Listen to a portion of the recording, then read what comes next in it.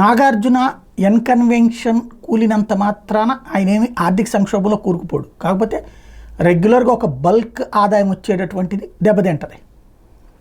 సరే, ఈలోపు bad image అంటే ఆక్రమించుకుని కట్టారు అన్నటువంటిది ప్రజలందరికీ అర్థమైంది. ఆయన 1 ఎకరం పట్టా అన్నారు, మరి 3 ఎకరాల్లో కట్టారు అంటే అది అప్పుడు ఆక్రమించుకున్నట్టే కదా.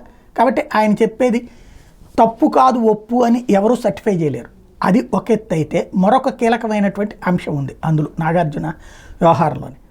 ఏంటయ్యా అంటే, ఒక్కసారి ఆయనకి జ్ఞప్తికి తెచ్చుకోవాలి.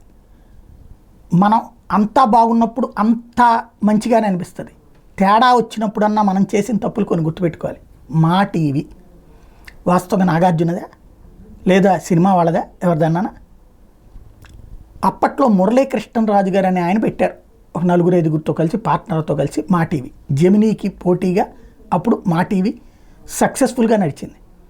అయితే పోటీలో పెట్టుబడి పెట్టేటటువంటి సందర్భంలో 4 రోజులు వెనకడుగు వేయటంతో దెబ్బతినేటప్పటికీ సినిమా వాళ్ళని కనుక గౌరవం ఇస్తే వాళ్ళ ద్వారా మంచి సినిమాలు వస్తాయన్న ఉద్దేశంతో 3 సినీ రంగ ప్రముఖులకి అందులో గౌరవ భాగస్వామ్యాలు ఇచ్చారు.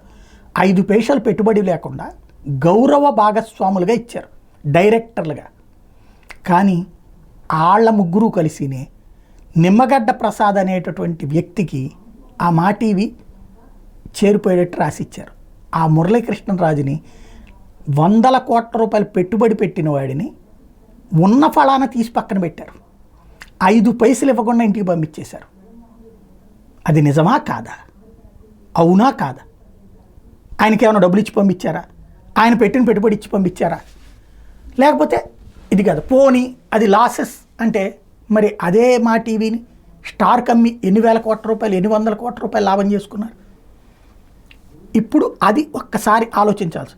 ఆయనకి ఏ న్యాయం చేయలేదు అని ఫీల్ అయితే ఓకే, అది విన్నది నేను విన్నది తప్పు అవుతుంది. ఆయనకి అన్యాయం చేశామనుకుంటే ఒకసారి ఇప్పటికైనా మాట్లాడుకుంటే బెటర్.